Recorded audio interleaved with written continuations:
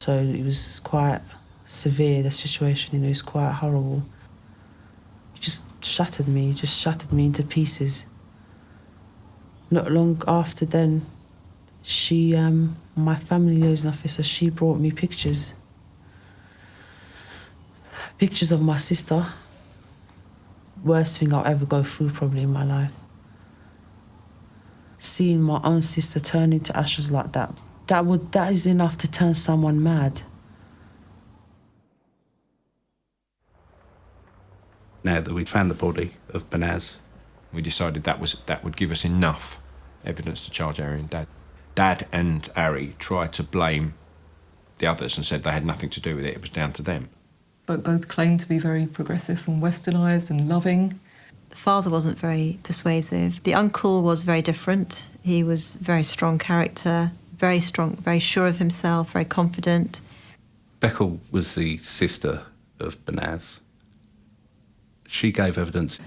I have the maximum respect for Beckal for having the courage to give evidence against her family, knowing that your family would have you killed for doing it. It certainly gave the jury an idea of what Banaz might have been like and how difficult it must have been to live in that family. We know now that Banaz was murdered on the morning of the 24th of January. And from piecing together all of the evidence, the suspects met at Mohammed Hammer's address and then made their way to Banaz's home in Morden. Quite deliberately, her father and her mother left the family home, leaving Banaz on the premises with one of her sisters. And that meant the coast was clear for the men to come in.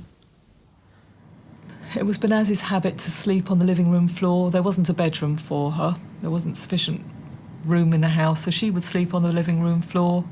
And those three men, Muhammad Ali, Mohammed Hammer and Omar Hussein, came into the house, woken up to find three men bursting into your room and knowing at that point that you're going to be killed. Mohammed Hammer, the police covertly, so secretly recorded conversations that he had. And the pair of them were laughing about it. And he was boasting, blatantly boasting about what those men had done to Banaz on that morning.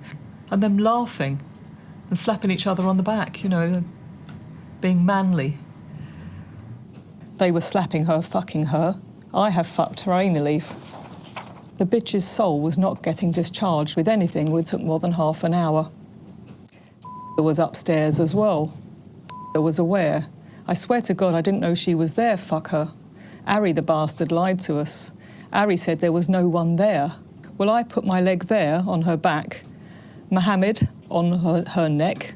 He made the cord like a hook. I held her hand and said, quickly. I said, put it around quickly. And when she heard that, she was terrified. He immediately put the cord around her neck. She was vomiting. Well, he put the wire around her neck and gave it to me. Then I was holding to the cord so tight and stamping on her neck as well. When I stamped on the back of her neck, her mouth and nose were on the floor, and that was in the suitcase. I was saying, let her soul be discharged. I was kicking her head. The soul would not discharge that easily. The wire around her neck, it went deep through the skin. Her soul was not getting discharged. Because he was able to tighten it further, he tightened it around her neck, and it didn't take more than 4 to 5 minutes, her soul was discharged. And she didn't make a sound.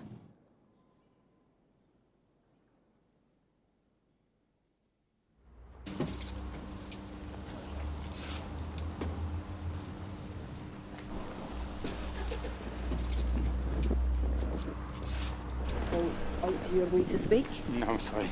You don't want to tell your side of the story? I'm sorry. Who killed Banaz? Will you not agree to give us your side of the story?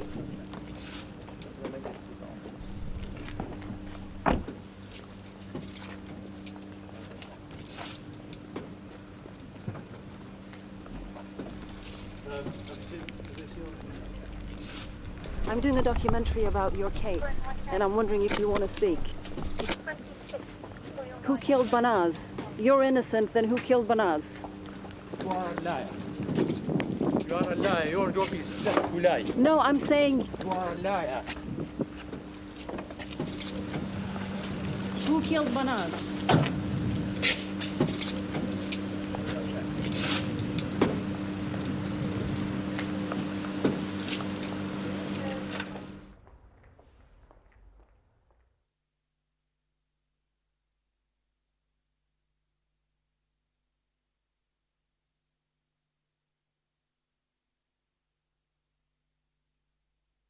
I don't know where I found this, but has any Banaz family member punched you? They tried, but they couldn't. It was in the court during the trial, and they shouted at me that I am betraying Kurdish people, I am against honor killing, and I should keep quiet about honor killing within the community. On the contrary, actually, we are defending the Kurdish community. I have to say that the majority of the community are against that kind of violence, but this small minority, they had lots of power over the majority, and they make the whole community to keep quiet, keep silence, not saying anything, because then they will tell them you betray Kurdish community. We are not betraying them. We are defending the rights of people, the rights of women. We are the true Kurdish people. In the United Kingdom, we have 12 honour killings a year, there or thereabouts, but we don't even know that. That's, I think, to my mind, an underestimate, because there is something called the export of murder.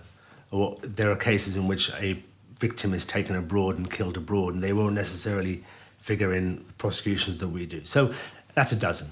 The United Nations back in 2005-06 estimated 5,000 honour killings a year worldwide. There's definitely a lot of honour-based violence occurring in Britain and in Europe. To say these are the tip of the iceberg is not just to say there are plenty more going on, but that even beneath that there's honour-based oppression where they don't even rebel, but where they kind of willingly will sacrifice their own aims and their own goals to those of the family, to those things that their parents have chosen for them. Generally, when a child goes missing, who is it that reports the child gone missing? The family. But if the family are the reason why the child has gone missing, you're not going to get a report. You're not going to know that child is missing. We have no idea. What we do have is a significant underestimate.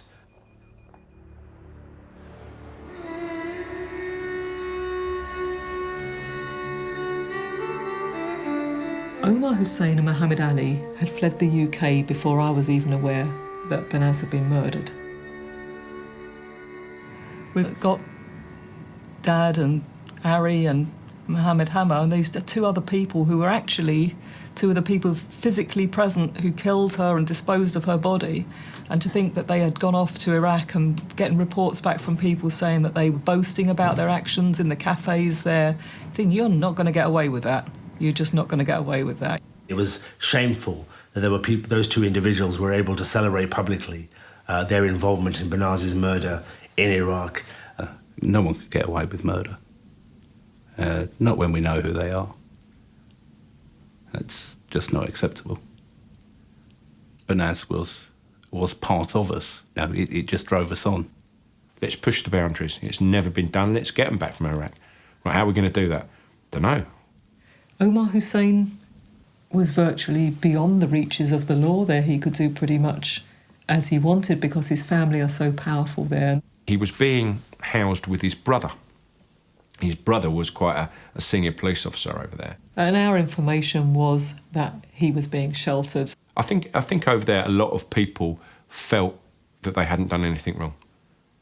So I think a lot of people felt Omar Hussein and Muhammad Ali shouldn't be extradited to Britain because what they did is right. They believed that because she brought dishonour, then she should be killed.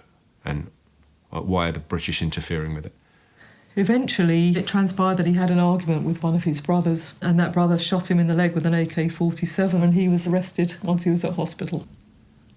Omar Hussein was trying to say that it wasn't him and that they got the wrong Omar Hussein and he shouldn't be extradited to England. Therefore, we had to go over there. We did follow them to the ends of the earth, really. You know what Caroline's like. she doesn't stop. So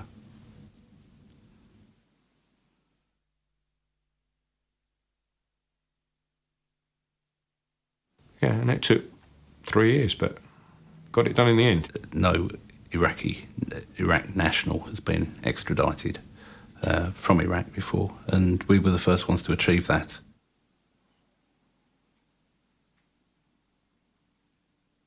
There are plenty of people around the country who tell me that they are actually wary of stepping into this minefield because they see it as a minefield.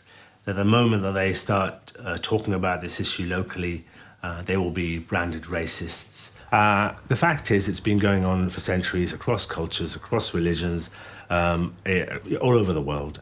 Any idea that you can't speak about criminal offences because they take place in a part of the community which is a minority is appalling.